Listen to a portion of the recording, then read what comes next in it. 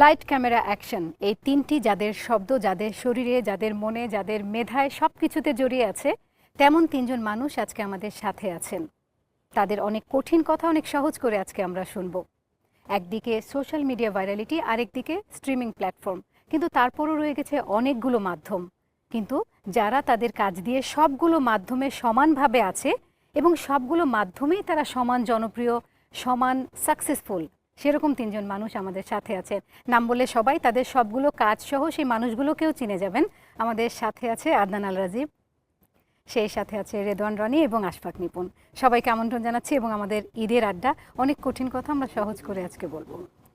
আচ্ছা, তাহলে কঠিন শব্দটা হচ্ছে কঠিন কথা, কঠিন কথা সহজ করে বলতে হবে না? তাহলে কঠিন সহজ আমাদের তিনজনকে এইভাবে সিরিয়াসলি বসায় রাখলে না, আমরা মোটেই সিরিয়াস, আমি এই জন্যই বলেছি আমরা কোনো সিরিয়াস কথা বলবো, সিরিয়াস কথাই কিন্তু মানে হালকাভাবে বলবো। আচ্ছা, সবার আগে সিরিয়াস বাট সুন্দরভাবে একটা স্মৃতিচারণ করতে চাই, সেটা হচ্ছে চ্যানেল ওয়ান 16 বছর পর ফেরত আসলো, কিন্তু এই চ্যানেল ওয়ানের সাথে সবারই কিছু না কিছু স্মৃতি আছে। রনির তো অনেক বেশি স্মৃতি আছে। তো আমরা একটু নিজেরাও মনে করি, এখন যারা দেখছে তখন অনেকে অনেক ছোট ছিল, তারা দেখেছে, বা যারা মিডিয়াতে কাজ করতো না, বাসায় বসে চ্যানেল তখন আমিও ছোট ছিলাম, আমরা সবাই ছোট ছিলাম, কিন্তু তারপরে হচ্ছে আমার জন্মই হয় নাই। না না, আশফাক তখন আমাদের সবচেয়ে বেশি মুরব্বী ছিল, এখনো মুরব্বী, মানে আমাদের মধ্যে যতগুলো যারা যারা ছবি আল ভাই ব্রাদার আছে সেটার মধ্যে আশফাক হচ্ছে সবচেয়ে আমাদের মুরব্বী, তখনও তাই ছিল। আমার এই স্মৃতিটাই বেশি করে মনে পড়ে। একটা কারণে মুরব্বী বলা যেতে পারে, চ্যানেল ওয়ানে আমাদের যে তখনকার যে সবচেয়ে আলোচিত যেই প্রোগ্রাম ছিল ছবি আল উৎসব, যেখানে প্রতি সপ্তাহে মুস্তাফা সরোয়ার ফারুকীর যারা সহকারী ভাই ব্রাদার, যারা সহকারী না ভাই ব্রাদার যারা, প্রত্যেকে একটা করে ফিকশন বানাবে। সো আমি আমাকে ওই দিক থেকে সিনিয়র বলতে চাই যে ছবি আলের প্রথম যে প্রোডাকশনটা অন এয়ার হয়েছিল 2 in 1, সেটাতে আমি অ্যাক্টিং করেছিলাম এবং সেটা আমার অ্যাক্টিং জীবনের শুরু এখান থেকে। তাহলে তো অ্যাক্টিংটা আসলে অনেক আগে করে নাই, কিন্তু অ্যাক্টিং করে এমন মার খাওয়া খাইছে, মানে অ্যাক্টিং এর ভিতরে ছিল যে মার খাবে আর কি। হ্যাঁ, এবং ও এইটাকে কোন জায়গায় পর্যন্ত নিয়ে গেছে সেটা হচ্ছে যে শুটিং এ মার খাইছে। ওই শুটিং আমি ছিলাম, শুটিং এ মার খাইছে, ওই শুটিং ও ছিল ওই ডিরেক্টরের সহযোগী পরিচালক হিসেবে। হ্যাঁ, মানে আমরা এরকম একজনের প্রোডাকশনে বাকিরা সবাই সহযোগী। তো ওই প্রোডাকশনে এলিয়েন শক বানাইছিল না, রাজীব আহমেদ বানাইছে। আচ্ছা, ঠিক আছে। সো ওইটাতেও মার খাইছে। মার খাওয়ার পরে ও আমাদের যে হাউসটা আছে, এই হাউসে প্রতিদিন নিয়ম করে 4.5 ঘন্টাও কাঁদতো। 4.5 ঘন্টা ধরে ধরে, কারণ যে সময় সারোয়ার ভাই বাসায় থাকবে আর কি, মানে ওই আমাদের যে হাউসটা ছিল ওই হাউসে সারোয়ার ভাই থাকবে 4.5 ঘন্টা 5 ঘন্টা থাকবে, ওই সময় ধরেই খালি কাঁদতো আর কি। আমরা মারছে, না, এটার একটা কারণ আছে। নরমালি আমরা ছবি আলে যেটা ছিল না, যে একটা রিয়েলিজমে বিশ্বাস করাই আমরা। সো আমাদের ওখানে গল্প, যে কোনো সিন যখন থাকতো, যদি অ্যাক্টিং এরকম থাকতো, কোনো সিন থাকতো, ওখানে একটা সিন ছিল যেখানে ও মাইর খাবে, মানে ওইটাতে ওকে আসলে আমাদের ডিজাইন যেটা সরবে আমাদের যেভাবে শিখাইছে আর কি, যে কখনো আর্টিস্টকে আগে থেকে কোনো কিছু বলবা না যে আসলে নেক্সট স্টেপটা কি হবে। সো ওকেও ডিরেক্টর বলে না যে এখন তোমাকে মারবে, তো ও জানতো না যে ও মার খাবে। সে মার খাওয়ার আবার একটা বিহাইন্ড দ্য রিজন ছিল, যেই মানে গল্পটা, এই গল্পের যে নারী কেন্দ্রীয় চরিত্র, সেই কেন্দ্রীয় চরিত্রের যে অরিজিনাল ক্যারেক্টার, সেইটার একসাথে দুইজন প্রেমে পড়ছিল, এর মধ্যে আশফাক আর ওই ডিরেক্টর রাজীব। তো রাজীবের মানে প্রচন্ড রকম রাগ ছিল যে ঠিক আছে আমার মেয়েটাকে এরকম করে ভাগায় নিয়ে চলে গেল, ঠিক আছে ওইটা নিয়ে প্রোডাকশন বানাবো এবং আশফাক হবে হচ্ছে নায়ক, এবং আশফাক তো খুব খুশি, ইয়েস আমি নায়ক, কিন্তু ও তো জানতো না ওকে এরকম মার দেওয়া হবে। তারপরে যেটা বললাম, এই 4.5 ঘন্টা প্রতিদিন নিয়ম করে কাঁদতো। তো সারোয়ার ভাই তখন এটা বললো যে কি তুই প্রতিদিন কাঁদিস কেন, কান্নার ইয়েটা আরেকটু বেড়ে যায়, এরকম 2-3 দিন পরে তারপরে বললো আচ্ছা ঠিক আছে তুই ঘটনাটা খুলে বল। তো বললো যে এরকম আমাকে তো মার দিয়ে দিছে। ওকে, ঠিক আছে, তাহলে তো ওই নারী চরিত্রকে ঘিরেই তো এত ঘটনা ঘটতেছে। তো যেহেতু একটা নারীর প্রেমে দুজন পড়ছে, দুজনের পার্সপেক্টিভ তো ডিফারেন্ট, তো তুই একটা প্রজেক্ট বানা যেটা হচ্ছে 2 in 1 আশফাক সংস্করণ, মানে যেটা আমার ভার্সন থাকবে। তারপরে প্রথমটা ছিল হচ্ছে ওইটার ভার্সন, পরেরটা ছিল আমার ভার্সন। হঠাৎ করে সরোয়ার ভাই বললো যে, হঠাৎ করে বলছো না, 4 দিন কান্না, এগুলো সব গুজব। তো বললো যে তোমাকে বানাতে হবে এবং তখন আমি প্রিপেয়ার্ডও না, ইনফ্যাক্ট আমরা কেউই প্রিপেয়ার্ড না যে আমরা বানাবো। বললো যে বানাতে হবে এবং তোমাকে অ্যাক্টিংও করতে হবে। তো আমি তখন বললাম যে কিভাবে সম্ভব, না বানাতে হবে এবং রেডি হয়ে যাও, বুকিং দাও, সব কিছু এরকম। তো প্রথম 2 in 1 যে প্রোডাকশনটা ছিল ওইটা রাজীব আহমেদ আমাদের এক ভাই ব্রাদার ছিলেন মানে কি এখনো আছেন, বেঁচে আছেন, তখন ফিল্ম মেকিং এখন নাই আর কি। হ্যাঁ, তো সে তাকে ওই পরিচালনায় সহযোগী পরিচালক ছিল রেদওয়ান রানী। সো ন্যাচারালি ওই প্রোডাকশনে আমাকে পিটানো হয়েছে। তো এখন আমি যেটা বানাবো সেটাতে তো আমি আর রেদওয়ান রানীকে রাখতে পারি না, কারণ ও জানার পরে আমাকে যেহেতু জানায়নি, টিম রাজীব তখন হয়ে গেল কি, কারণ ওর টিম রাজীব, তো তখন আমি বানাবো। হ্যাঁ, তো আমার কি করতে হবে, তো তখন আমি করলাম কি আদনানকে আমার সহযোগী পরিচালক হিসেবে নিলাম, কারণ আমি তো অ্যাক্টিংও করতেছি। সো আমি যেহেতু অ্যাক্টিংও করতেছি, ডিরেকশনও দিব, সো আমি যে অ্যাক্টিংটা করব সেটা মনিটরে কে দেখবে। তো তখন সবচেয়ে বেস্ট উপায় ছিল টিম রাজীব তো বাদ, মানে আমরা শত্রুপক্ষ, টিম রাজীব বাদ। আর আমার না একটা অবিশ্বাস্য চোখ আছে ট্যালেন্ট পিক করার, সেটা হচ্ছে যে আমি এখন থেকে প্রায় 2006 সালের প্রোডাকশন, তো 20 বছর আগে বুঝতে পারছিলাম যে আদনান রাজীব বলে একজন ডিরেক্টর আসবে যে কান্স জয় করবে এবং যে অনেক বড় সড় ডিরেক্টর হবে। সো আমি বললাম যে আমার ওকে লাগবে সহযোগী হিসেবে, বিকজ ও তাহলে বলতে পারবে কোথায় বেশি হচ্ছে, কারণ তখন আশফাককে আদনান ছাড়া কেউ সাপোর্ট করতেছে না, যে কান্না করে প্রজেক্ট নিছে, এত ভাই ব্রাদারের গল্প রেডি, সারোয়ার ভাই মাঝখানে তুই কাঁদতেছিস, তুই প্রজেক্ট কর। তারপর কান্না থেমে ও গেছে, বুঝতে পারছিল যে ভবিষ্যতে কিন্তু সাথে সাথে তারপর থেকে কান্না থেমে গেছে। তারপর ওই প্রোডাকশনটায় আদনান ছিল, আদনান পুরোটা শুট করছে, বিকজ আমি তো চলে যাই ওখানে। বাংলাদেশে এলো এই প্রথম টাচলেস আরএকে সেন্সেশন ওয়াটার ক্লোজেট। আমি অ্যাকশন বলি, ওখানে একটা কথা আছে, আমি ওকে অ্যাকশন বলতে দিলাম না। আমার প্রথম প্রোডাকশন, আমি নিজে অ্যাকশন বলে তারপরে শর্টে ঢুকতাম, যেহেতু আমি আমার ওটা দেখতে ইচ্ছা করতেছে যে কেউ অ্যাকশন বলে নিজে কিভাবে যেতে পারে। ও যেটা করতে একটা সিন ছিল যে ও অসুস্থ হয়ে শুয়ে আছে, তো কাশতে এটা করবে, এটা হচ্ছে সিন, যেটা কাশতে কাশতে কতক্ষণ পরে তাকায়, হ্যাঁ কাট, তারপর আবার ওকে ঠিক আছে রোলিং বলে ফার্স্টে রোল বলে ঢুকে যায় সেটে, তারপর শুয়ে যায়, ওরকম কাশতে কাশতে বলেছিল যে রোলিং কাট। আমাদের এবং কানতে কানতে প্রজেক্ট রেডি করে ফেলছে। না শুরুটা তাহলে ভালো ছিল। আদনানও বুঝতে পারছে ভবিষ্যতে সে কিছু হবে, উনি কিছু হবে, সো আদনানটা তো আমি সেই সময় বুঝতে পারছিলাম। আমি বলতে পারি আমি ফারুক ভাইয়ের আগে বুঝতে পারছি যে আসলে যে আদনান রাজু আজকে এত বড় আদনান রাজু হয়ে যাবে। হ্যাঁ, রনির মেমোরি তো, আমার মেমোরি তো খুব ইমোশনাল মেমোরি। সেটা হচ্ছে যে প্রথম প্রজেক্ট করব, আমি তখন আমিও ছোট আসলে, বাই দ্য ওয়ে, তখন আমি ইউনিভার্সিটিতে পড়ি, ইউনিভার্সিটির লাইব্রেরিতে বসে বসে তখন গল্প লিখি যে সারোয়ার ভাইকে শোনাইতে হবে, ইমপ্রেস করতে হবে। তখন হচ্ছে শোনানোর আগে কিন্তু আমরা সবসময় যেটা করতাম, নিজেদেরকে গল্প বলতাম, তারপরে সারোয়ার ভাইকে বলার পরে আমার প্রথম প্রজেক্ট, এটার নাম হচ্ছে উড়োজাহাজ।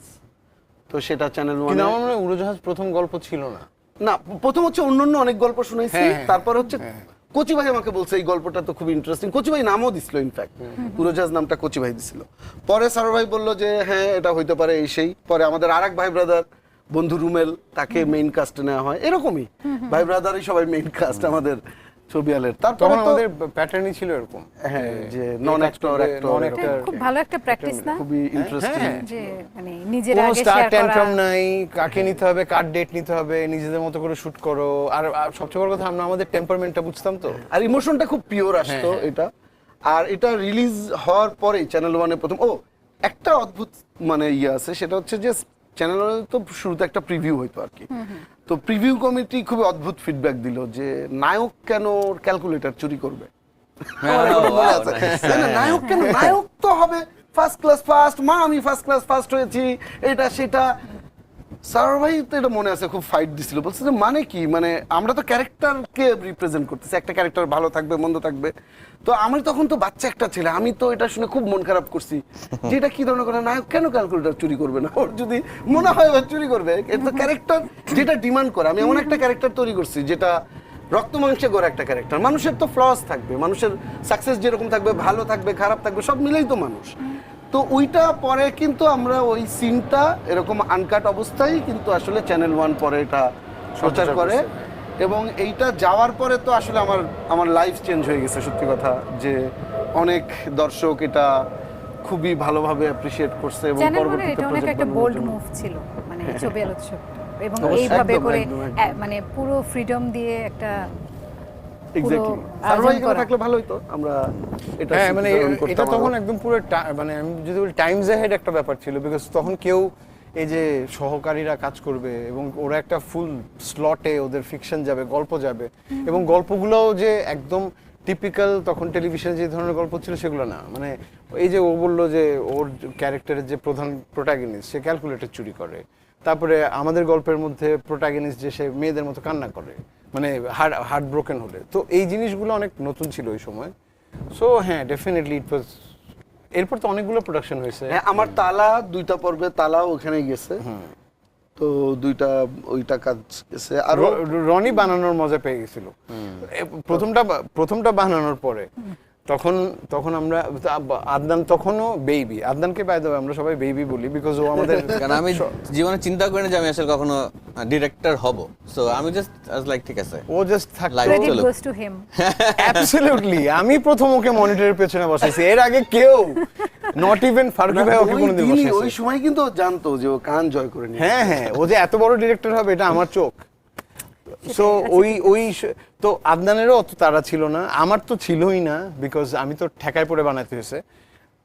রেদওয়ান রনি মজা পেয়ে গেছিল যে বাহ একটা তো বানানো যায়, ভালো মানুষ দেখে, নাম করে, টাকাও আসে। এরপর প্রত্যেক সপ্তাহে গল্প নিয়ে আসতো, না চাইলেও গল্প নিয়ে আসতো। ধাম করে আমার একটা গল্প আছে বস বলে এরকম করে এসে টুকটুক করে গল্প শুনে যেত প্রত্যেক সপ্তাহে। এভাবে মনে হয় বেশ কয়েকটা প্রোডাকশনও করে ফেলছে। হ্যাঁ, 2-3টা করে ফেলছে। আর একটা হচ্ছে যে ওই সময় যখন এটা বন্ধ হয়ে যায় প্রোগ্রামটা, সেইটা আমাদের জন্য অনেক কষ্টের ছিল যে একটা ভালো সুযোগ সবার জন্য, কারণ এটা তো পরবর্তী জেনারেশন টু জেনারেশন চলতে হবে। ওইটা যে বন্ধ হয়ে গেল এইটা আমাদের জন্য খুবই একটা দুঃখজনক ব্যাপার ছিল। That was the sad moment. যাই হোক, আমরা সেগুলো মনে না করে আবার উই আর ব্যাক। তো যে এই যে পাকা জহুরি যাকে চিনলো তার আমাদের সাথে স্মৃতি কি ছিল? দেখার স্মৃতি থাকতে পারে, হ্যাঁ কাজের স্মৃতি নেই, দেখার স্মৃতি না, আছে। যখন থেকে ইনফ্যাক্ট ছবিয়াল প্ল্যান করা হচ্ছিল যখন থেকে, আমি তখন I was the only person যে কারণ ওরা সবাই কেউ সারভাইয়ের কাছে যাইতো না। কারণ কি? কারণ হচ্ছে সারভাই বিভিন্ন জায়গায় নিয়ে যাইতো, তো সারভাই আমাকেই পাইছে, আমার সাথে খালি আচ্ছা আপনার এদিকে বিভিন্ন জায়গায় যাইতাম আর কি। তো তখন যেটা হয়েছিল, তখন আসলে আমার অনেকবার এই প্রজেক্টের খাতিরে এখানে আসতে হয়েছে। এসে তখন যে প্ল্যান করছে, ইনফ্যাক্ট প্ল্যানিং এর যেদিন হয়েছে সেই দিনেও আসলে আমি ছিলাম কিন্তু এখানে।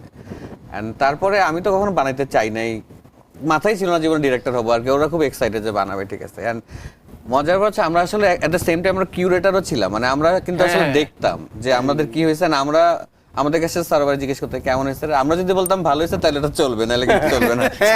Screening কিন্তু ডন পর্যায়ে চলে যায়। হ্যাঁ, by the way, এটা কিন্তু তখনও চ্যানেল Super ওয়ানও জানতো powerful। না যে চ্যানেল ওয়ানে জমা দেওয়ার আগে ফার্স্টে আসলে ভাই ব্রাদারের কাছে আসতো যে ফর ওখান থেকে স্ক্রিনিং, পাশ হইতে হইতো। যে হ্যাঁ যে এটা কেমন হয়েছে। আর কে নেগেটিভ কমেন্ট করছে, কোন ভাই ব্রাদার গুটিবাজি করলো, এটা হাউসের একটা ব্যাপক টপিক ছিল যে এটা দেখার পরও আমার না আমার ইভেন তো ইয়েও negative হয়েছে, বলছে। প্রচুর এডিট চেঞ্জ হয়েছে, Change হয়েছে, প্রচুর change বাদও হয়েছে। গেছে project। বাদও গেছে। হ্যাঁ, আমাদের মনে হয়েছে যে এই প্রজেক্টটা আমাদের মানে কি আমাদের তিনজন না আরো অনেক যারা ছিল তখন, আমরা বলছি যে এটা মনে হয় আসলে এই যে টেম্পারমেন্টে যাচ্ছে এটা হয়তো ওয়ার্ক করবে না। ফারুক এটা বাদও দিয়ে দিচ্ছে, বলছে না এটা যাওয়ার দরকার নেই, তাহলে আরেকটা প্রোডাকশন দিই। সো এটাও তখন ছিল, তখন তো আমরা হাউস সবাই একসাথে থাকতাম, তো ওইটার একটা আলাদা ডাইনামিক্স মজাটা ছিল। যে একটু এর আরেকটা কিছু ছিল, একটু আগে বলছিলেন না যে তখন এই প্যারাটা ছিল না, কাকে নিতে হবে না, এই ধরনের কোনো প্যারা ছিল না। কোনো প্যারা ছিল না। একটা কথা ইদানিং মাঝে মাঝে কিছু মানুষের কাছে শোনা যায় যে এখন হচ্ছে সার্কেল বেজ কাজ হচ্ছে, সিনেমা হোক, বিজ্ঞাপন হোক, নাটক হোক, কিছু সার্কেল বেজ কাজ হচ্ছে, যার কারণে কিছু আর্টিস্টের কমপ্লেন শোনা যায় যে আমরা তো কোনো সার্কেলের না, সো আমরা কোনো কাজ পাই না। অ্যাবসলিউটলি বুলশিট এটা। বাট দেন আগেন আমার কাছে মনে হয় কি, কারণ আপনি একজন আর্টিস্ট যদি হন, আপনি একটা ডিরেক্টর হন, আপনি তো আসলে যার সাথে কমফোর্টেবল ওর সাথে তো আপনি কাজ করবেন। এখন ধরেন আমি আসলে কাউকে একজনকে ইমাজিন করি না অ্যাজ দিস ক্যারেক্টার, আমি আসলে ওনাকে কিভাবে আসলে নিব? এখন জাস্ট বিকজ ওনাদের সাথে কাজ হয় না দেখে যদি মনে করে যে এটা সার্কেলের মধ্যে পড়তে হবে, বিকজ আমরা তো আমি তো পার্সোনালি এত বেশি নতুন মানুষের সাথে কাজ করছি, আমার তো ইনফ্যাক্ট ওরাও তো সবাই আসলে যাদের সাথে কাজ করে অনেক এখন সে যদি এই কাজগুলা ভালো হয়, ওগুলা যদি মানুষজন জানে, যে মানুষজনকে ভালো বলা শুরু করে, তাহলে তো ওইটা নিয়েই কথা হবে। এখন সেটা নিয়ে কথা যখন হয়, তখন যদি মনে করে যে এটাই আসলে circle, that is a wrong concept. এখন যারা ইনফ্যাক্ট মার্কেটের সবচেয়ে লিডিং পজিশনে আছে আর্টিস্ট, আর সবারই কোনো না কোনো প্রথম প্রজেক্ট হয়তো আমাদের সাথে তিনজনের সাথে, তখন তো তারা স্টার ছিল না, তখন তো আমরা কোনো সার্কেল টার্কেলের মধ্যেও না। হুট করে মনে হয়েছে ওই ক্যারেক্টার বেটার করতে পারবে, হয়ে গেছে। পুরো ব্লান্টলি একটা কথা বলি, মানে খুব বেশি বিনয় না করে বলি, সেটা হচ্ছে যে ফার্স্ট আমি বিশ্বাস করি যে একজন আর্টিস্টের স্বাধীনতায়। So director is an artist, সে তো শিল্পী। এখন তার যাকে নিয়ে কাজ করার ইচ্ছা ফর হোয়াট এভার রিজন, সেটা ক্যারেক্টারের প্রয়োজনে হোক, অথবা আমি তর্কের খাতির ধরে নিলাম যে না, আমরা আমাদেরকে যদি জিজ্ঞেস করা হয়, আমরা কাজের ব্যাপারে এতটাই আপোষহীন যে আমরা যেটা ফেভারিটিজম বলা হয় যে ওয়ার্ডটা, ওইটা আমরা করি না। বিকজ আমরা জানি যে আমাদের কাজ যদি একটা খারাপ যায় তাহলে আমার পরের কাজটা পেতে সমস্যা হবে। সো এটা আমরা করি না। আমি এমনিতে আমরা ছাড়ে আমি রেদওয়ান রনির কথা বলতে পারি। রেদওয়ান রনির সাথে ও যে সিনেমাটা করলো নিশোর সাথে দম, নিশোর সাথে মনে হয় লাইফে কোনোদিন কাজ হয় না, ও ফার্স্ট ফেস ওটা। বা আমি যদি আদনানের কথা বলি, ও যে যতগুলো ও তো বিজ্ঞাপন করে দেখে প্রচুর নতুন মুখের সাথে কাজ করতে, ও যে যতগুলো টেলিভিশনে ফিকশন করেছে, সেটা বিকালবেলার পাখি বলি বা অ্যাট 18 অল টাইম দৌড়ের উপর, যেটা ওটা তো পুরো ইয়াংদেরকে নিয়ে করা। আমাদের বিশ্বাস রাখা হচ্ছে শিল্পী স্বাধীনতা। একটা শিল্পী যেমন আমার কাজকে না বলার রাইট আছে ওর, আমি যত বড় ডিরেক্টর হই বা হয়ে যাই, তার যদি পছন্দ না হয়, সেটা যদি তার না বলার অধিকার থাকে। সিমিলারলি আমিও কাকে চুজ করব না করব, এখানে ডিরেক্টরের কলকে এখন আপনি যেভাবেই জাস্টিফাই করেন না কেন, আপনি এখন সত্যজিৎ রায় কেন সারাক্ষণ সৌমিত্রকে নিয়ে কাজ করতো, বা আমি যদি বলি যে আমাদের ট্যারান্টিনোই তো কত রিপিট, তারপরে এই যে ডিক্যাপ্রিও ছাড়া এখন কাজই করে না হচ্ছে তোমার মার্টিন স্করসেজে, ডিক্যাপ্রিও ছাড়া কোনো প্রজেক্টই করে না। তো তাহলে এটাকে কি বলবো, এটা হচ্ছে এন্টায়ারলি আমি বিশ্বাস করি ডিরেক্টরের স্বাধীনতা। ডিরেক্টরস মিডিয়া যে শব্দটা প্রচলিত, সেটার না অফকোর্স গ্রহণযোগ্যতা চেঞ্জ হচ্ছে না, ডিরেক্টরস মিডিয়ার না, কোথায় গ্রহণযোগ্যতা চেঞ্জ হচ্ছে কি না, আমরা তো ডিরেক্টরস মিডিয়া যদি না ডিরেক্টর বসে ঈদের শো করে, এই যে এটা ডেফিনেটলি ডিরেক্টরস মিডিয়া দেখে তো তিনটা ডিরেক্টর বসে শো, কারণ ডিরেক্টরই তো ফাইনাল ডিসাইড করবে যে আসলে তার ক্যারেক্টারটা কে করবে। এবং উল্টাটাও হয়েছে আমার ক্ষেত্রে এবার আবার, যে দমে এরকম বলছে যে আচ্ছা উনাকে এত ছোট ক্যারেক্টারে কেন কাস্টিং করা হয়েছে, বড় আর্টিস্ট। তো আমরা যখন কোনো আর্টিস্টের কাস্টিং করি, আমরা তো তাকে গল্পটা বলি, তাকে ক্যারেক্টারটা বলি, তার তো স্বাধীনতা আছে আমাকে না করা। আর কেউ যদি মনেই করে যে না একদিনে অথবা একটা সিনের জন্য এই কাজটার সাথে সে যুক্ত থাকতে চায়, এটা রেসপেক্ট দিতে হবে। এটাকে নিয়ে আলাদা করে মানে ইয়ে করাটা অদ্ভুত আর কি। কারণ এটা কিন্তু সবার স্বাধীনতা, কিন্তু এটা এমন না যে এইখানে যখন আমরা কাজ করি প্রত্যেকটা আর্টিস্টের স্বাধীনতা আছে এই ডিরেক্টরের সাথে কাজ করার, ডিরেক্টরের সাথে। যেমন আপনি আমাদের তিনজনকে এই শোতে আনছেন, এখন ধরেন কথার কথা এই তিনজনের থেকে যে কোনো একজনকে বাদ দিলেন। এখন আমি যদি ধরেন আমাকে বাদ দিলেন, ওরা দুজন করলো, এখন আমি যদি বলি যে না এদের দুজনকে নিল কেন, এটা আমার এই কোয়েশ্চেন করাটাই বোকামি। বাংলাদেশে এলো এই প্রথম টাচলেস আরএকে সেন্সেশন ওয়াটার ক্লোজেট। এই যে আমরা একটু আগে শুনছিলাম যে নিশোর সাথে এখানেই প্রথম কাজ, এর আগে আর কখনোই কাজ হয় নাই। তো এই দমের কাজ করতে যেয়ে নাকি অনেক ধরনের প্রতিকূলতাও হয়েছে। প্রতিকূলতা বলতে আমার আসলে গল্পটাই ছিল মানে আফগানিস্তানের পটভূমিতে কাজটা করতে হবে, সেটা কাজাকিস্তানে শুট করতে হয় একটা লুকালাইক লোকেশনে, খুবই দুর্গম এলাকা, টেম্পারেচার অনেক লো। এই ধরনের সেটআপে আমরা এই ধরনের আবহাওয়ায় আমরা কাজ করি নাই। আর তার উপর আরেকটা বড় ব্যারিয়ার ছিল যে বাংলাদেশ থেকে একটা টিম গেছে, অনেক বড় একটা টিম ছিল রাশিয়ান পিপল, তারা ইংলিশের সাথে একটা কমিউনিকেশন গ্যাপ, তারা ইংলিশ বলেই না, আবার আমরা তো রাশিয়ান জানিও না, আমরা রাশিয়ান জানি না। আমার প্রবলেম শেষ পর্যন্ত আমার শুটিং সেটে না ইংলিশ না রাশিয়ান কোনো বাংলায় চিৎকার চেঁচামেচি শুরু করছি আমি, কারণ কোনোটাই তো কমিউনিকেটেড হচ্ছে না।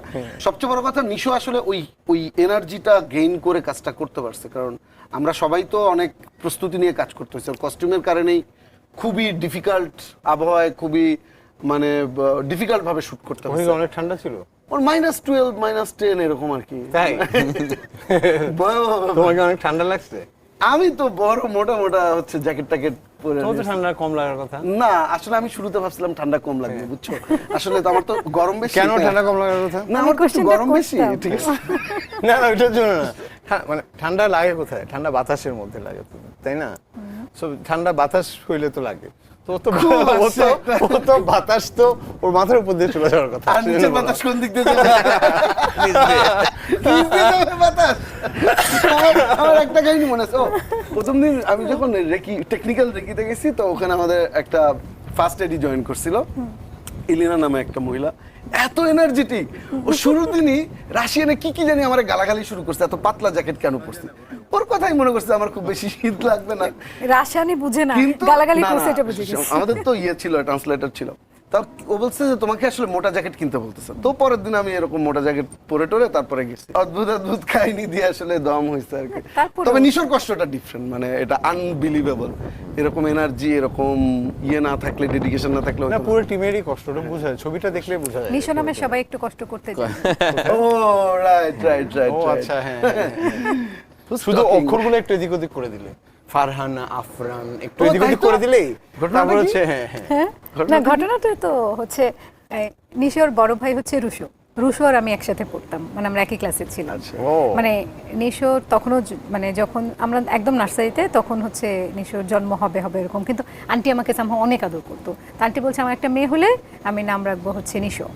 আচ্ছা, এখন হয়েছে ছেলে, কোনো অসুবিধা নেই, তো ওর নামে আমি নিশোই রাখবো। আসলে সেই হিসেবে হচ্ছে ওর নাম হচ্ছে নিশো রাখা। তখন আমরা টাঙ্গাইলে থাকতাম, এবং ওকে ছোটবেলায় ফ্রক পরাইতো, জুটি করে দিত। মানে আন্টি এত ভয়াবহ সুন্দরী। হ্যাঁ, সো হচ্ছে মানে নিজেকে বলতে হবে। পরে তোর ছোট বোন আছে একটা, কিন্তু হচ্ছে মানে তখন আন্টির খুবই ছিল যে না মেয়ে হবে, হ্যাঁ ঠিক আছে নাম আমি নিশোই রাখবো। খুব আদর করে আন্টি, মানে একদম অন্যরকম। সো ওর জন্য তো আমার একটা স্পেশাল আছে টান। আলীর গল্প কি একটুখানি শুনবো আমরা? হ্যাঁ, কি গল্প বলবো? প্রথম জিজ্ঞেস করেন আলী দেখাবে কই, আলীও কাউকে দেখাচ্ছে না, ও কাউকে দেখে না। ফার্স্ট স্টেজে জিজ্ঞেস করেন যে আলী কোথায় দেখা যাবে, কখন দেখা যাবে, কোথায় দেখা যাবে, কখন দেখা যাবে।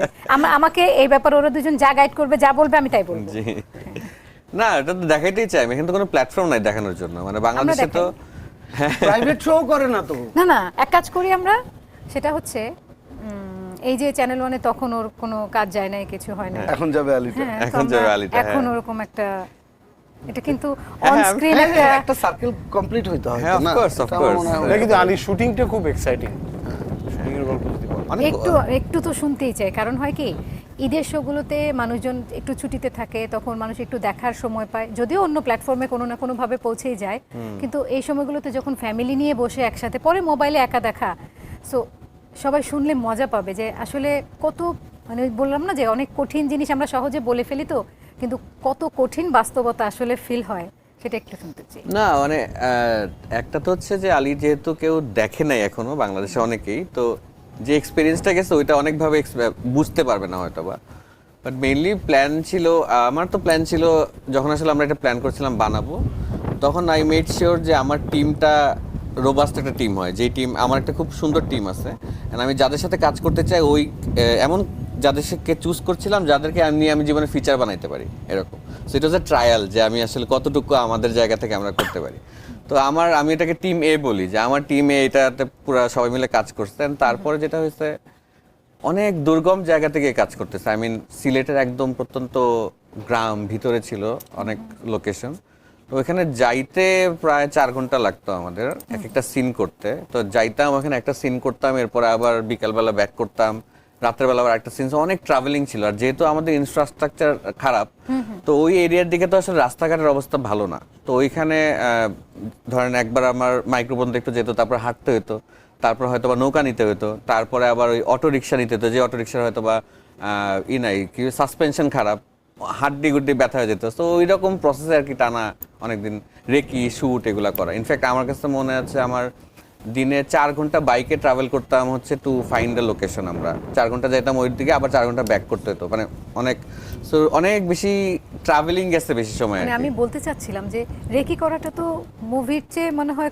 কম কষ্ট, অনেক বেশি আরো। হ্যাঁ, অনেক বেশি, অনেক বেশি। মানে এটা খুঁজে একটু যদি মানে হয় না যে গল্পটা বলবো না, বাট একটু কিছু বলবো, সেরকম কিছু না। গল্পটা ইজ অ্যাবাউট সাপ্রেশন। আমাদের ইটস অ্যাবাউট রেজিং ভয়েস। মানে আমরা হয় না যে অনেক সময় অনেক কিছু মেনে নেই জীবনে, অনেক কিছু বলি যে ঠিক আছে ইটস ওকে, বাট এটা তো আসলে সবসময় তো ওকে না, নিজস্বতা তো আছে, নিজস্বতাটা বের করার গল্প এটা, যে আমার আমি যে মানুষ, এই যে সমাজ হোক বা আমার ফ্যামিলি হোক বা যে কোনো জায়গা থেকে আমি যে স্বপ্নটা দেখি ওই স্বপ্নটা তো আসলে সামহাউ ফুলফিল হয় না। মানে আমি হয়তো বা চাইছি কোনো একদিন আর্টিস্ট হইতে, কিন্তু হয়তো বাসায় বলে যে না তুমি আসলে ইঞ্জিনিয়ার হতে হবে, তো সাটল ভাবে বললাম আর কি এটা। তো এই গল্পটাই আসলে সামহাউ বলা, অর মেবি পলিটিক্সের জায়গা থেকে যদি আমি চিন্তা করি যে নেশন একটা জিনিস বলে, বাট হয়তো বা অ্যাজ ইন্ডিভিজুয়াল আমরা আসলে আরেকটা জিনিস বলতে চাই, তো সে আসলে কখনো আমরা তো এটা বলি না, বিকজ আমরা সবাই এক্সপেক্ট করি কি যে আমরা ইন্ডিভিজুয়ালি বলবো, কি হবে আমাদের একটা কিউমুলেটিভ পাওয়ার লাগে, বাট অ্যাকচুয়ালি একজন বললেই আসলে বাকি সবাই বলবে, তো সবাই যদি ইন্ডিভিজুয়ালি বলে তাহলে এটা ওয়ার্ক করবে। সো ওই রকম একটা স্ট্রাকচার নিয়ে আসলে ডিজাইন করা, একটু হাই থট আর্ট কালচার এসব করা আর কি। আমরা হাই থট তো মানে একটু ফান থটের কোনো কিছু কি আসছে? মানে আমি ফান থটের কিছু, হ্যাঁ আমার প্ল্যান আছে সামনে করার, বিকজ আমি আসলে লাস্ট 1-1.5 বছর তো এই ফেস্টিভ্যাল করতে করতে অনেক বেশি সিরিয়াস একটা জায়গায় চলে গেছি, মনে হচ্ছিল যে জীবনের একটা ভার্সন অফ ফিল্ম আসলে ফেসবুকে সবাই, তবে এটা একটা দ্যাটস এ গুড সাইন যে কোনো জায়গায় সবাই এক হচ্ছে, everyone was like praying and everyone was happy. হ্যাঁ হ্যাঁ এটা তো অনেক বড় ঘটনা, বাংলার জন্য অনেক বড় ঘটনা। জানি না মানে অনেক বড় দুপুর নাই রাত নাই, মানে ওই সময় তো মানে সময়টাও পুরা ডিফারেন্ট, মানে সেই জায়গা থেকে মানে দ্যাট ওয়াজ এ, হ্যাঁ এটা অদ্ভুত একটা এক্সপেরিয়েন্স আছে, এন্ড অলসো মানে আসলে হিস্ট্রিতে একটা নাম থাকবে, এটা খুব অদ্ভুত যে প্রথম special mention at can, credit goes to him. Yes, ওই সময় বুঝতে ও আমাদের কত বড় চিন্তা করা যায়। এটা হচ্ছে জহুরির চোখ না। ফেস্টিভ্যালের ব্যাপারে আমি আরেকটা জিনিস বলি, যেটা আমাদের দেশে একটা আসলে কমন সবাই এটা করে, সেটা হচ্ছে আলীর ব্যাপারে যদি বলা যায়, because I am very proud, because আমি তো জহুরি চোখ আপনাকে প্রথম চিনতে পারছি এবং ডিরেক্টর হবে। সো আলীর ব্যাপারে ডাবল আনন্দ ছিল, বিকজ ফেস্টিভ্যালে সিলেক্টেড হওয়া এটাই সবচেয়ে বড়, মানে এটা হিউজ। হ্যাঁ, সো সিলেক্টেড যখন হয়েছে তখন everyone was happy, because selected হয়েছে। বাংলাদেশ থেকে খুব কম ফিল্ম কানজের মতো ফেস্টিভ্যালে সিলেক্টেড হয়, ফিচার বলি বা শর্ট ফিল্ম বলি। তারপরে সেকেন্ড খুশি, যেটা আরো বড় অ্যাচিভমেন্ট, সেটা হচ্ছে স্পেশাল মেনশন নিয়ে আসছে। স্পেশাল মেনশন মানে ফেস্টিভ্যালে কিন্তু সিলেক্টেড হওয়াই ইজ লাইক উইনিং, আর যদি actually you can win something তাহলে তো there's nothing like it. So ওরকম ওই যে ডাবল ইয়েটা, তো মোদ্দা কথা হচ্ছে কি যে এই যে আলী যে পুরস্কার পেলে এত কিছু, এটার পেছনে কোনো না কোনো দিক থেকে মোস্তফা সরোয়ার ফারুকী এবং আশফাক নিপুর দুইজনেরই কিছুটা হইলো। আচ্ছা যাক, তাও ভালো। আর কারো নাম সাথে না না, ও কি আর কারো নাম সাথে বলবে? বলার প্রশ্নই ওঠে না। ও তো জানেই না আদনানকে কত মেন্টাল সাপোর্ট আমি দিয়েছি। এই যে তো জানেই না। ওই যে হয় না যে মেনশনে আর কার নাম থাকে, আরে হয় না যে বিদেশ থেকে বড় লোক আত্মীয় আসলে তখন হয় না যে সবাই কেউ বলে সাপোর্ট দিছি। রনির অবস্থা হচ্ছে ওইটা, যে ও যখন আসলে গরিব ছিল তখন মেজাবিনের নাম পর্যন্ত বলে নাই, সাপোর্ট দিয়েছি আমি সব মেজাবিনও কেউ না।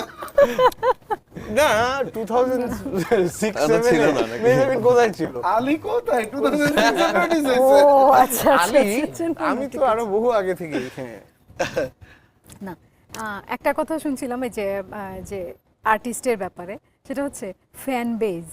হ্যাঁ, তো এই সিলেকশনের ব্যাপারে এখানে যারা আছে তাদের ফ্যান বেজ সম্পর্কে মানে বলার অপেক্ষা রাখে না, কিন্তু সিলেকশনের ক্ষেত্রে কি ফ্যান বেজ কাউন্ট করা হয়?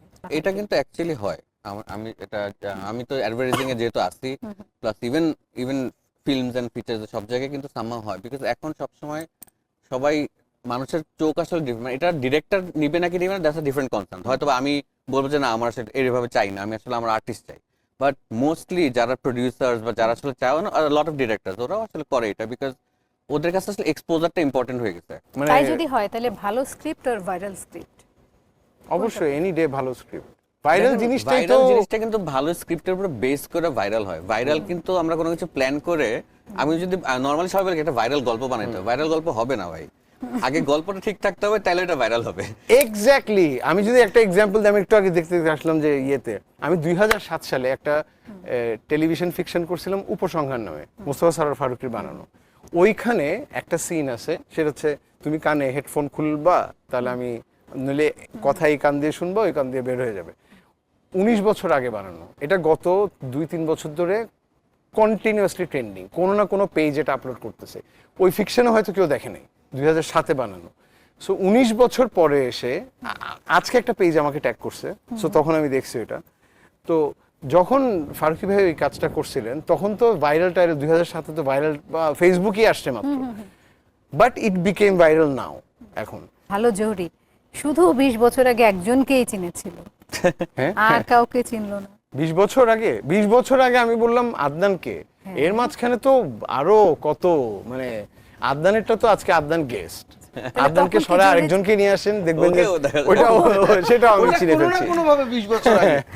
তো এটা 20 জহুরির বছরের চোখে journey তখন আছে। মেজাবিনকেও চিনতো, তখন এটাও ধারণা ছিল যাচ্ছে ঠিক আছে মেজাবিন এটাই না, হবে, এটাই লেখা নো আছে। নো, আমি এই ক্রেডিটটা নিতেই চাই। সেটা হচ্ছে যে 2010 এ মনে হয় মেজাবিন লাক্স চ্যানেলাইতে আসে, 2009 অর 10 এ, হ্যাঁ। সো ওরা যখন টপ 3 তে ছিল তখন আমি আমার একটা সিরিয়ালে শুট করছিলাম মুকিম ব্রাদার্স নামে। মেজাবিন তখন বাইরে থেকে আসছে, বাংলাও ঠিক মতো বলতে পারে না। এটা আমার টিম জানে, এটা আমার টিম এই ইনফরমেশনটা ভ্যালিডেট করবে যে এই তিনজনের মধ্যে আমি বলছিলাম যে এই মেয়েটা সবচেয়ে ভালো হবে, এবং দ্যাট ওয়াজ মেজাবিন। এটা আমি মেজাবিনকেও বলছি। এবং ওই সময়ও বুঝছিল যে আদনান এবং মেজাবিনের বিয়ে হবে। জরিটা, হ্যাঁ। এটা তো প্ল্যান করা, মানে না, যখন ওইটা বুঝি নাই। মেজাবিন হচ্ছে কি বলে, পার্সোনাল আদনান জিনিস হচ্ছে- আমি বুঝিও না, বুঝতে চাইও না। আমি হচ্ছে প্রফেশনাল জায়গায় যে ও একদিন এত বড় ডিরেক্টর হবে। এন্ড আমার আই স্টিল রিমেম্বার আমি শুটিং স্পটে বলছিলাম যে এই মেয়েটা, কারণ ও আরো দুইজন ছিল, ঈশানা ছিল, আরেকজন কে জানি ছিল। সো আমি বলছিলাম যে না, এই মেজাবিনই হবে, মেজাবিন আর হবে। আমি তখন বলছিলাম এই মেয়েটাকে আমি বিয়ে করবো। কোনটা ও বলছে? হ্যাঁ, আচ্ছা, প্রমাণ? ঠিক আছে। হ্যাঁ, এই মেয়েটাকে আমি বিয়ে করবো, এটা প্রমাণ? প্রমাণ। প্রমাণ দাও।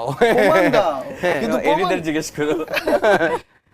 না, এটা আসলে মানে আদনান যে মনে মনে ভাববে এইটাও অনেক আগে বুঝতে পারছিল। তো জহুরির চোখে কি মনে হচ্ছে আরেকটা বিরতি নিব?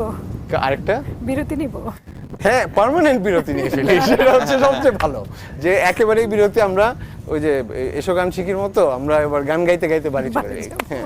গান গাইতে গাইতেই যাবো, একটা বিরতি নিই। বাংলাদেশে এলো এই প্রথম টাচলেস আরএকে সেন্সেশন ওয়াটার ক্লজেট। শুনছিলাম জহুরির কথা, কিন্তু আমার কথা হচ্ছে আমি কিন্তু ওর আরেকটা বিষয়ের ফ্যান, ওর হচ্ছে স্টোরির। হ্যাঁ, কোন আমলের কোন জিনিস, মানে এই দিনে বলে কি কোনো হার্ড ড্রাইভ বাসায় কতগুলা কোনটা? হার্ড ড্রাইভ ফেসবুক কতগুলো আছে ফেসবুক বাসায়? স্টোরি? হ্যাঁ, আমি যে মানে আজকের এই দিনে এরকম কিছু জিনিস থাকে না, হ্যাঁ, হ্যাঁ, আগে হ্যাঁ, ছিল হ্যাঁ, যে হ্যাঁ, আজকের এই দিনে কি কি হয়েছে, হ্যাঁ, হ্যাঁ, হ্যাঁ। মানে এই জিনিসগুলো। ও ভয়ঙ্কর স্ক্রিনশট এক্সপার্ট, বাংলাদেশে একমাত্র একজনই আছে, ওর কাছ থেকে আমরা ট্রেন্ড আর কি। ওর ইনসেন লেভেল অফ স্ক্রিনশটস ওর কাছে আছে। মানে আজকে আমাদের থেকে পুরনো অদ্ভুত অদ্ভুত 2012 তে কোনো একটা টেক্সট লেখা হয়েছিল, হয়তো একটা এসএমএস করা হয়েছিল, ওইটা ওর কাছে কোনো না কোনো ভাবে আসছে। এটা আমি এখনো বলবো 100%। ওর এত অদ্ভুত জিনিসপত্র থাকে ওর কাছে, আমি জানি। এবং Rare প্রত্যেকটা collection সব। ক্যাটাগরাইজ করা, যে আদনানের জন্য আলাদা ফোল্ডার এবং সবার জন্য আলাদা আলাদা আরো করে সব folder। গুজব। কিন্তু সব মুমকিনই গুজব। কিন্তু এটা বললে কিন্তু তোমার খালি গায়ের ছবিটা বের করে দিব। হ্যাঁ, আমরা যখন ছোটবেলা একসাথে হাউসে থাকতাম তখন তো সব অল বয়েজ একসাথে থাকে। তো অল বয়েজ কি করবে, গরম প্রচন্ড তখন, হ্যাঁ, আর এসি নেই, হ্যাঁ। সো একটা পুরো ঘরে এসি নেই, কেন? ঘরের যে মালিক আমার এসি ভাল লাগে না, মানে ফারুকী ভাইয়ের কথা বলছি। সো কোথাও এসি নেই, ফ্যান আছে, তো আমরা সবাই খালি গায়ে থাকতাম। তো তখন তখনকার কিছু ছবি আমাদের, হ্যাঁ, ওগুলো সামহাও আমার কাছে চলে আসছে। তো আমি ওইটা নিয়ে ওকে বলি যে এটা আমার সেগুলো এখন দিলে কেমন collection-এ হবে। আছে। হ্যাঁ, বিকজ এখন দম করে ফেলছে, বা এখন লাইক দমদার ডিরেক্টর, হ্যাঁ। বা আদনান আল রাজীবের কথা যদি বলি, যে এখন ফ্রান্স কানস, director, তারপরে এত কান্দার। কিছু, হ্যাঁ। তো এরকম অনেক অনেক মজার জিনিসগুলো আছে। তো এই যে একটু আগে যে আমরা আদনানের কথা বললাম, যে ও তো অনেক নতুন নতুন ছেলে মেয়ে নিয়ে কাজ করে, অনেককে নিয়ে কাজ করে। তো এই যে নতুন নতুন ছেলে মেয়েরা আসে, হ্যাঁ, তো তাদের বিভিন্ন আশা আকাঙ্ক্ষা চাওয়া পাওয়া থাকে না তাদের, তারাও তো একটা ফ্যান বেজ। অবশ্যই। তো তাদের নিয়ে কোনো রকম কোনো হ্যাঁ, আজীবন তো এটাই করে আসছি, এখন একটু ব্রেক দিছি কয়েকদিন আর কি, এটা আবার শুরু করতে চাই। না, জহুরির চোখে রনির জন্য কিছু দেখে না? রনি ইজ ভেরি, মানে রনির জন্য কি দেখবো, মানে ওর ফিউচার নিয়ে? রনির ফিউচার না, রনির ফিউচার আমরা সবাই ছেড়ে দিছি। মানে রনির ফিউচার আমরা রনির হাতে ছেড়ে দিছি। রনি কি করবে না করবে এটা এন্টারলি রনি জানে। আমরা অনেক চেষ্টা করছি অনেক আমাদের মতো চেষ্টা করে, বাট এটা আসলে রনি চেষ্টা আসলে করে নাই, ওরা কি করে আমি বলি। উল্টা ভাঙছে। উল্টা বাংলা ওরা বলে যে এই রনির এত রিকোয়ারমেন্ট, এইটা সেইটা, এটা বলে ওরা নিজেরা 10টা রিকোয়ারমেন্ট তৈরি করে, আচ্ছা রনির এরকম লাগবে ওরকম লাগবে, আমার কিন্তু কিচ্ছু লাগবে না। ঠিক আছে, আমাকে জাস্ট কেউ কখনো বলেও নাই যে একটা ঠিকঠাক মতো প্রপোজালও নিয়ে আসে নাই। ওরা জাস্ট নিজেরা এরকম রিকোয়ারমেন্ট তৈরি করে মার্কেটে, যাতে আমার সাথে আমার কাছে যাতে কেউ না আসে, এরকম রিকোয়ারমেন্ট তৈরি করে আমাকে একটা শেল তৈরি করে ফেলছে। ওই দুঃখেও দম বানায় ফেলছে। ওই যে বাংলাদেশে শুট না, আমি কাজাখস্তান যাব, এত কষ্টে লেয়ারের পর লেয়ার জ্যাকেট পরবো, ওই দুঃখে দম বানায় ফেলছে। যে ছবিয়াল উৎসব, যেটা আমরা এখন মানে 21 বছর পরে বসেও আমরা সেটা নিয়ে কথা বলছি। হ্যাঁ, তো এরকম কোনো কিছু এরকম ভাবে আবার কোনো কিছু করা যায় কিনা? আমার ক্ষেত্রে সবসময় হচ্ছে আমি এটা খুব এনজয় করি। আমার জীবনের সবচেয়ে বেস্ট টাইম আসলে মানে আমাদের এই ভাই ব্রাদার ছবিয়াল এটার মধ্যে দিয়ে কাটছে আর কি, প্রফেশনাল লাইফের ভেতরেও। এবং বারবার আমরা যখন একসাথে বসে আড্ডা দিতে, আমরা ওই পুরনো গল্পগুলোই নিজেরা করি এবং হাসতে থাকি, মজা নিতে থাকি, ভাল লাগে। এখনো আমরা হয়তো এক একজনের জায়গায় নিজেরা অদ্ভুতভাবে কাজ করতেছে, কিন্তু যখন আমরা আবার একসাথে হই আমাদের ফিলিংটা কিন্তু আগের মতো। তো আবার যদি অন্য কোনো একটা প্রোগ্রামিং এ একসাথে হইতে পারি, সেটা যে কোনো কিছু, সেটা সিনেমা হোক, ওটিটি হোক, এটা হোক, মানে এটা আমার খুব ভালো লাগবে, আমি খুব এনজয় করবো। হ্যাঁ, কারণ আমাদের আবার সেন্সিবিলিটিও ডেফিনেটলি, আমাদের তো ইন্ডিভিজুয়ালিস্টিক একটা সেন্সিবিলিটি, আবার কোথাও গিয়ে আমাদের টেস্টের জায়গাতে বলি বা মানে আইডিয়েশনের জায়গা থেকে বলি, একটা চেইনের মতো, মানে এটা সামহাও কোথাও না কোথাও গিয়ে মিলে। আমি জানি যে আমার মিউজিকটার, আমি কি ধরনের মিউজিক পছন্দ করি, ওটা আবার আদনান দেখা যায় কি সিমিলার কাইন্ড অফ মিউজিকের টেস্ট ওর আছে। আবার ভিজুয়ালের গল্পের বেলায় রনি এমন কিছু একটা গল্প নিয়ে আসে যেটা আবার আমরা জানি, মানে ইটস দ্য এনার্জি। আসলে একসাথে থাকতে, আমরা যেহেতু একসাথে ছিলাম, হ্যাঁ, আমরা মনে হয় এতদিন টিকতে পারছি বিকজ আমাদের একটা ইনভিজিবল এনার্জি আছে না, একটা যে পাস করে, ফ্রিকোয়েন্সি ম্যাচ করে। তো এনার্জিটাই আসলে সামহাও আমাদের কানেক্টেড, যে কারণে আমরা গল্পটা বলে একই টাইপের একটা সিনার্জি থাকে। মানে এবার কত গল্পের জন্ম হয়েছে ইয়েতে, এই যে তখন তো আমরা বাড়িধারে ডিএচএসে থাকতাম, তো সবাই তো এক বাসায় থাকতাম, তো গুলশান 2-এ যে মুভ এন্ড পিক, ওইটার নিচে একটা টঙের দোকান ছিল যেখানে চা, ওইটার নাম আমরা দিয়েছিলাম কাপাচিনো। হ্যাঁ, বিকজ তখন আমরা কাপাচিনো খাওয়ার টাকা নেই, আমরা অ্যাসিস্ট্যান্ট ডিরেক্টর। হ্যাঁ, সো আমাদের তো আমরা ওইটাকে বানাই ফেলছিলাম আমাদের কাপাচিনো, এবং রাস্তায় চায়ের দোকান, এবং ওখানে সব ভাই ব্রাদাররা ইনক্লুডিং আরো এখন যারা অ্যাক্টররা আছে, যে আরিফিন শুভ থেকে শুরু করে সবাই ওখানে আড্ডা মারতো, এবং প্রচুর আইডিয়া ওখানে এমনি বসেই রাস্তার মধ্যে, ওখান থেকে অনেক রাত পর্যন্ত আমরা হেঁটে হেঁটে তারপর আমরা ফিরতাম হাউসে। তো তখন এরকম প্রচুর আইডিয়া, আড্ডা, অনেক গল্প ছবিয়াল উৎসবের বলি বা ইভেন নর্মালি বলি, যে অনেক গল্প ওখানে এভাবেই তৈরি হয়েছে, একদম র্যান্ডম, জাস্ট এরকম আরো গল্প তৈরি হোক। হ্যাঁ, সো আমার এখন মনে হয় যেটা, যে আসলে চ্যানেল 1 যেহেতু আবার ব্যাক করছে, সো আমরা তো অ্যাজ ফিল্ম মেকারস আমরা একটা প্ল্যাটফর্ম পাইছি তখন, যে to create our own identity. তো এখন আসলে পরের জেনারেশন যারা আছে, ওরাও তো অনেক ফিল্ম মেকার আছে যারা আসলে এই ট্রেনে উঠতে চায়। তো maybe channel 1 can play a role, যেখানে they can curate, you all can curate a program যেখানে actually interesting filmmakersরা কাজ করতে পারে, life cycle, and also add along with the film, তাই না? ফিল্মের সাথে আসলে ফিল্ম শুধু টেলিভিশন প্রোডাকশন না, ফিল্মের সাথে রিলেটেড হয়ে, বিকজ যখন আমরা চ্যানেল 1-এর গল্প বলছিলাম তখন অনলি একটা মিডিয়ামই ছিল, টেলিভিশন। এরপর তো মিডিয়াম অনেক বের হয়ে গেছে, ইউটিউব চলে আসছে, ওটিটি চলে আসছে, এখন ফিচার ফিল্মের জোয়ার চলতেছে। সো ডেফিনেটলি আমি বলবো যে life comes as a full circle. আমাদের জন্মটা হয়েছিল, যদি আমি বলি, যে চ্যানেল 1-এর ছবিয়াল উৎসব দিয়ে, তারপর আবার চ্যানেল 1 মাঝখানে বন্ধ ছিল, এত বছর পরে চ্যানেল 1 আবার চালু হলো, আবার আমরা এখানে আসলাম অ্যাজ গেস্ট। তখন আমরা ছিলাম, দৌড়াদৌড়ি করছিলাম টেপ নিয়ে, যে আজকে অন এয়ার বা কালকে অন এয়ার, আর আজকে আমরা প্রোগ্রামে। সো এনিথিং ক্যান হ্যাপেন, আমি এই জন্যই বলি যে never stop dreaming, anything can happen. এবং হোপফুলি চ্যানেল 1-ও ওই ড্রিমের পথে, যেটা আদনান বললো, যাত্রাটা আরো প্রসারিত করতে পারবে, আর আমরা তো আছি। যদি এরকম হয় যে এরকম কোনো প্রোগ্রাম চালু করে, আমাদের এক্সপেরিয়েন্স কিন্তু আমরা শেয়ার করতে আসতে পারি ডেফিনেটলি। অবশ্যই অবশ্যই, সেটা আমাদের পক্ষ থেকে আমি সেইটুকু অবশ্যই চেষ্টা করব, এবং আই হোপ আমরা সেরকম একটা প্ল্যাটফর্ম খুব শীঘ্রই চালু করব। Good. So thank you once again. Thank you so much channel 1-এর দর্শকদেরকেও অনেক অনেক ঈদের শুভেচ্ছা। ঈদের শুভেচ্ছা। ঈদের শুভেচ্ছা।